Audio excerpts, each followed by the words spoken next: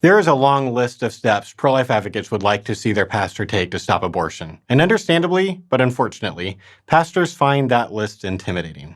They can't do everything, and they often don't feel like anything that they can do would actually make a difference. I'd like to suggest one minimal, and hopefully not even controversial, leadership decision that pastors can make that is likely to save lives within their congregations.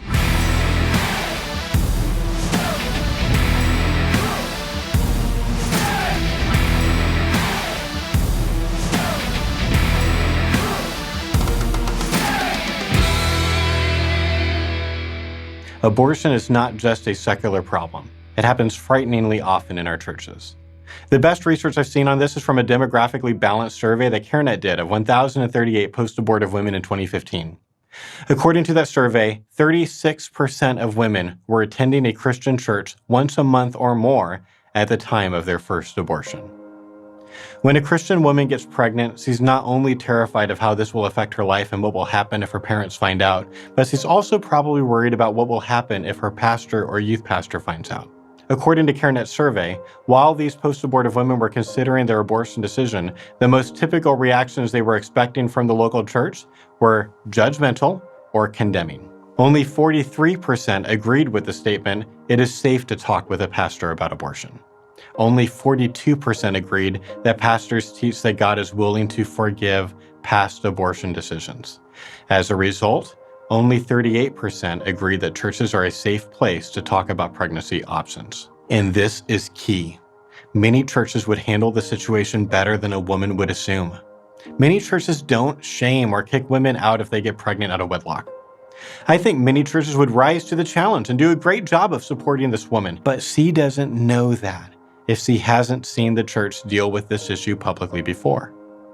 Even though some churches would respond to an unplanned pregnancy well, the women don't know that. So out of fear, they abort. If fear of judgment by the church or its ministers is one of the things leading women and girls to have abortions, then the easiest, most helpful thing a pastor can do is to make it clear to the congregation that this is a church that will support you and will not judge or ostracize you. If you do this, you will save lives. As I put it in a speech some years ago, please have a youth group in a church where everyone knows that if someone gets pregnant, we're going to love that kid. We're going to love that student. We're going to be there for them. There's not going to be a scarlet letter. We are not going to kick them out of the youth group because we're terrified of what they're going to do. But instead, we're going to get around this person and help her choose life, because there are thousands of Christian teenagers that are having abortions who know they're killing a baby and are wrecked after it, but they do it because they're afraid of what happens if their parents find out. They're afraid of what happens if their youth pastor finds out, their youth group finds out. They're afraid of being judged and teased and all that stuff, and no one better than parents and youth pastors to prevent that. But that is a cultural revolution that has to happen across this country. Pastors are uniquely positioned to give this message because it needs to come from the top down. It needs to be the pastor taking initiative and talking to the church body about what will happen in the future if someone in the church gets pregnant out of wedlock, so that if a woman gets pregnant later, she will then know that her church is a safe place for her and her baby. I don't know how often it should happen. Perhaps 5 minutes on this during the announcements time once or twice per year would be a good target. Keep in mind that people miss church services all the time due to sickness or being out of town, so it would be important to include what was said or even video and or audio of the announcement itself in an email blast the following week. Regardless of how often, this is what pastors should make clear to the church. Here's what we believe. It is not sinful in and of itself to be in the state of pregnancy.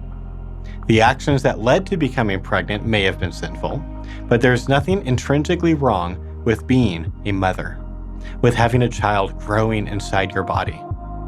We love babies here, and we hate it when babies are killed. Here's what we won't do. We will not encourage anybody to have an abortion because we believe that every unborn child is a bearer of God's image. We will not kick a woman out of the church for being pregnant. We will not shame her. We will not let people tease her. Here's what we will do. We will celebrate the life in her womb and connect her with the local pregnancy resource center. We will do our best to love unwed mothers well, the way Jesus loved the woman at the well and the woman caught in adultery. We will approach her with grace and friendship. We will teach our students and this young woman how to deal with shame through forgiveness.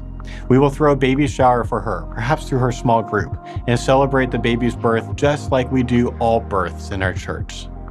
I want to take a minute to address a common response I hear to this approach. A lot of people think that by celebrating the new human life and refusing to shame the mother, the church would be condoning sin or throwing away its ability to hold people to biblical standards of sexuality. This is not the case. Please hear me on this. I am not saying that you should publicly approve of the way she got pregnant. I am saying that you should publicly celebrate the life in her womb and that her sin issue should be addressed in private, in the context of an established relationship. That may be with you as a friend or mentor, that may be with a pastor, elder, or priest, or it may be with a leader of her discipleship or small group. Pursuing restoration after sin does not mean condoning sin. In fact, it means just the opposite. It's taking sin seriously and taking grace just as seriously. If you're watching this and you're not a pastor, but you're someone who's involved in a church and you want to help make it clear that God's grace extends to unplanned pregnancy, your next step is to talk with your pastor. Don't do this in public, and don't do this from a position of lecturing them on how they need to do things, but understand that they are grappling with conflicting demands, different ideas of what their church needs, and yes, irritating parishioners asking them to make changes. Reach out to them privately and show empathy. One of their challenges is that even if they want to guide the church to be more pro-life, they don't want to be seen doing anything political. Abortion isn't just a political issue, it's most importantly a moral issue. But this approach to reducing abortions in the church isn't political at all. It's a pastoral, grace-based approach. If you present this to them patiently and humbly, they might be more open to it than to other more overt forms of pro-life advocacy. If you don't think this approach can be effective, I want you to consider a story that Shannon Campbell, a client advocate at the Fresno Pregnancy Care Center, shared with me about a woman that she knows who I'm going to call Anna. Anna was 21, involved in ministry at the church and preparing to graduate from college. She spoke to Shannon because she had just taken a positive pregnancy test and she wasn't married to her boyfriend. Now, it turned out that her pregnancy test was a false positive, but Anna didn't know that at the time. Anna was considering abortion because she was afraid of what would happen when her parents, her friends, and her church found out. Shannon told me that she personally knew Anna's pastor and that he was very pro-life and would have supported Anna well in this difficult time. But Anna didn't know that. After Shannon told me the story, I said to her, okay, imagine an alternative universe where everything else is exactly the same except Anna's pastor had heard this idea and had been telling his congregation for the last 2 years how their church would respond to an unwed pregnant mother. Would that have made a difference for Anna, or would she still have been too scared to choose life? Shannon replied, yes, that would have given Anna what she needed to choose life. Imagine if thousands of pastors and parish priests across the world pledged to do that very thing. I believe the Christian abortion rate would drop significantly. So I am asking pastors and parish priests to communicate clearly from the pulpit that you will care for women in unplanned and unwed pregnancies, that you won't judge them, but you will instead help them. If you're a pastor and are ready to save lives in your church, we want you to sign the Pastor Pledge at equalrightsinstitute.com/pastor. Here's what it says. Are you willing to explain to your church body on a regular, at least once a year basis, how your church will handle an unplanned pregnancy in the youth group?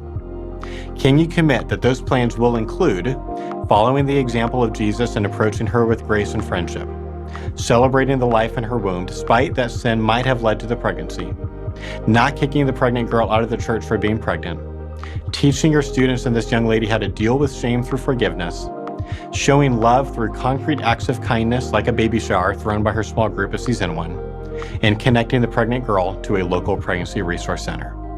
If you're ready to commit to these small pastoral steps, sign this pledge. There are already dozens of pastors across the country who have agreed to save lives by communicating God's grace to their churches in this specific way.